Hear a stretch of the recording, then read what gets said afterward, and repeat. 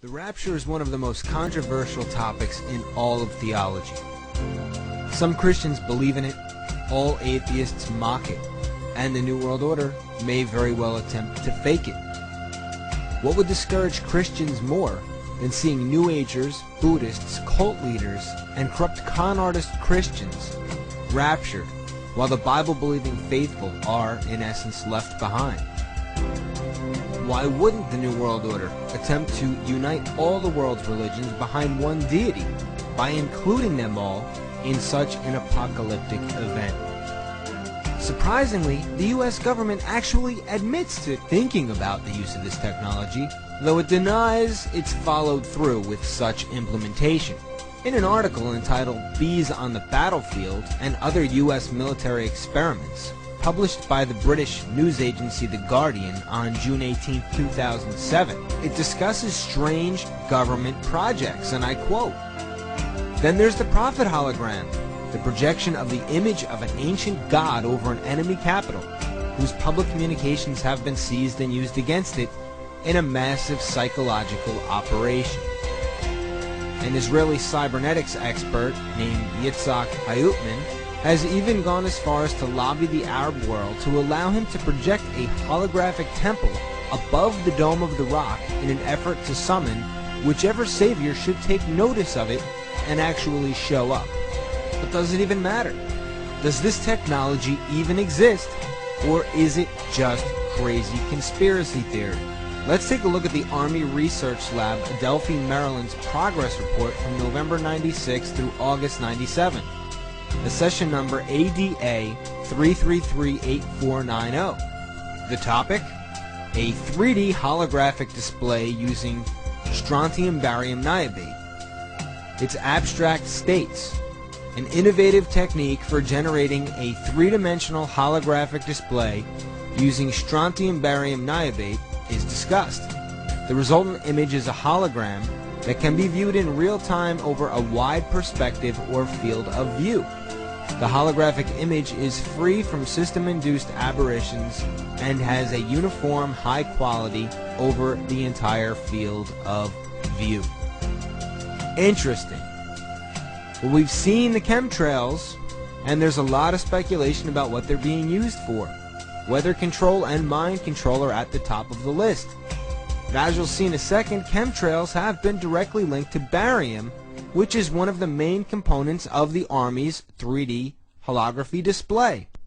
Could a strange substance found by a southwest Arkansas man be part of a government test? Well, that's the question at the heart of a phenomenon called chemtrails, now getting widespread attention. Well, tonight, KSLA News 12 investigation reporter Jeff Farrell shows us the results of testing we had done about what's in our skies. It seemed like some mornings it was just crisscrossing the whole sky. It was just like a giant checkerboard. Bill Nichols snapped several photos of the strange clouds from his home in Stamps, Arkansas. They begin as normal contrails from a jet engine, but do not fade away like a normal contrail. Soon after, he saw particles in the air. You know, because we'd see it drop to the ground in a haze. Nichols then noticed the material collecting on the ground. This is water and stuff that I collected in bowls. I had it set out in my backyard on my dad's pickup truck. KSLA News 12 had the sample tested at a lab. The results? A high level of barium, 6.8 parts per million, more than 3 times the toxic level set by the EPA. According to Section 5.6 of a military research paper entitled An Operational Analysis for Air Force 2025, an application of value-focused thinking to future air and space capabilities, military brainstorming as of May 1996 was researching, constructing, yet again, another holographic projection system.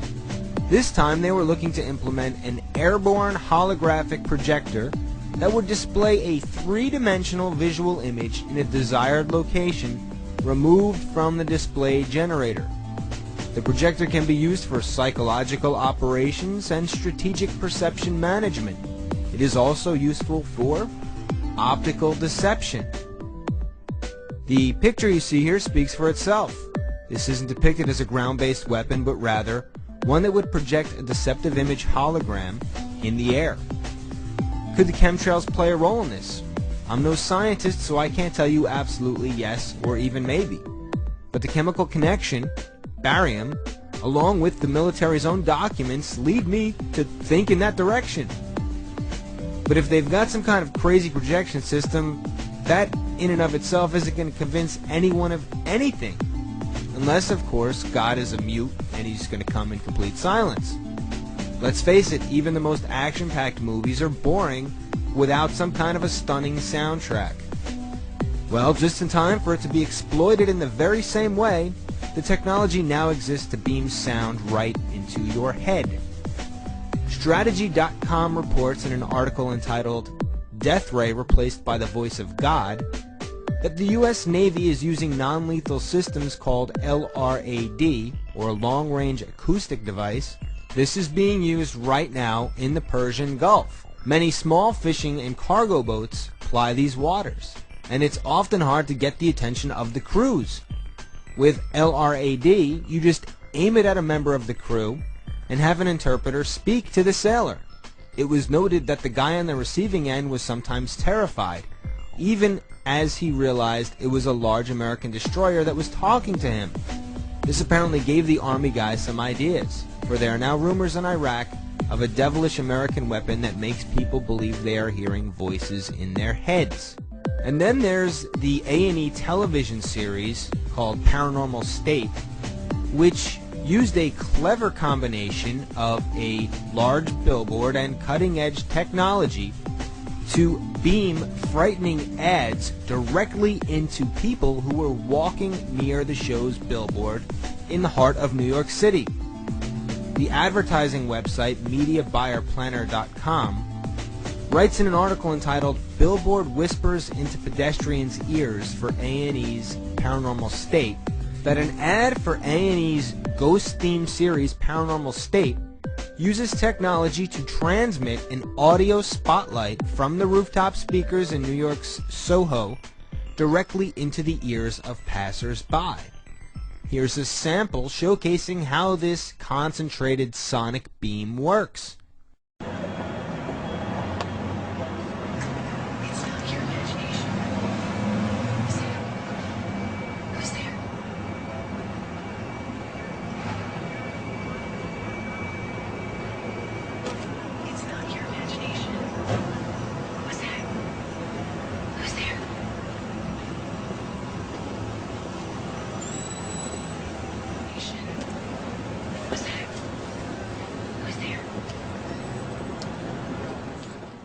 There are literally dozens of patents dealing with ways of beaming sonic transmissions directly into people's minds.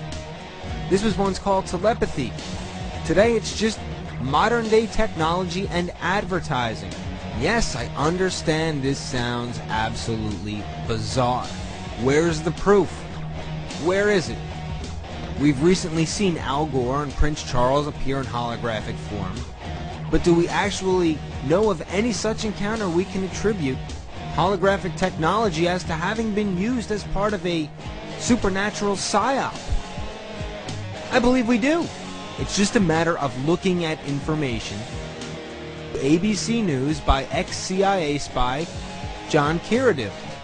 The topic was waterboarding. Kiradiw came out in an un-CIA-like fashion and proclaimed that waterboarding is torture.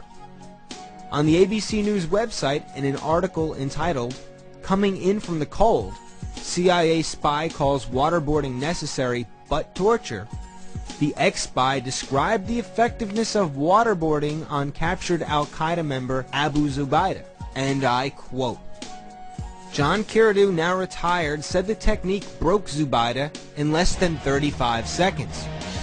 The next day, he told his interrogator that Allah had visited him in his cell during the night and told him to cooperate. Now, hold it for just 1 second. We believe this man is telling us the truth because he's playing nice and claiming that waterboarding is a bad thing. But look at what he just said. He's implying that when someone is tortured, they just have to say uncle, and then we stop. You would think that if Zubaydah was cracked in 35 seconds, that would mean he was spilling the beans only seconds after that. As in, okay, fine, I'll talk, please, no more.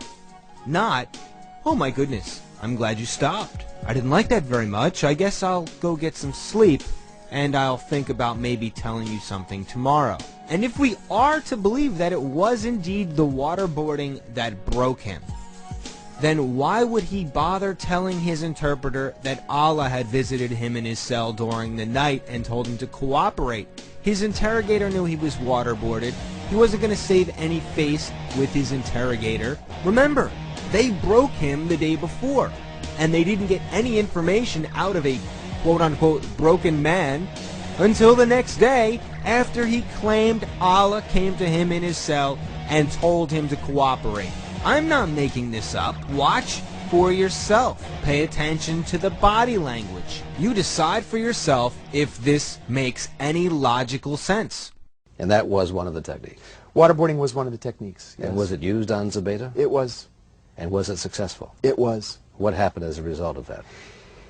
He resisted. He was able to withstand the waterboarding for quite some time, and by that I mean probably 30, 35 seconds. That's quite some time. Which was quite some time. And a short time afterwards, in the next day or so, he told his interrogator that Allah had visited him in his cell during the night and told him to cooperate because his cooperation would make it easier on the other brothers who had been captured. And from that day on, he answered every question just like I'm sitting here speaking to you. In a willing way? In a willing way. So in your view... And after watching that, I can only come to one conclusion. This man was not waterboarded. If he was waterboarded, he was not broken during the waterboarding. He was broken through a psyop. If he was broken from the torture, he would have spilled the information right then and there. I think what you're seeing here is an experimental use of cutting-edge holographic technology to see if people will buy it, to see if it's believable. And just in case I'm right, I have to do what I am about to do. Then if any man shall say unto you, Lo, here is Christ, or there, believe it not. For there shall arise false Christs and false prophets, and shall show great signs and wonders, insomuch that if it were possible, they shall deceive the very elect. Behold, I have told you before.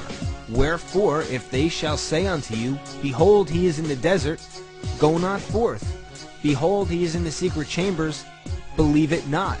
And then in verse 36 we read, But of that day and hour knoweth no man, no, not the angels of heaven, but my Father only. No man knows the hour. If anyone out there believes in a pre-trib rapture, I'm not going to argue the point. Just be sure you're spiritually prepared just in case. Pride enables us to believe we aren't appointed to physical wrath, while Christians all over the globe are being hunted and killed like animals. Spiritual wrath, however, is something very different from physical wrath. We were specifically warned to look out for false prophets and great signs and wonders. I, for one, can't imagine a greater sign and wonder than a false rapture meant to crush and demoralize the Christian community while indoctrinating the rest of the world into the Antichrist religious system. Satan's had an awfully long time to plan out this end times deception. I personally feel it would be a grave and dangerous mistake for any Christian to underestimate the cunning nature and deceptive power of the serpent.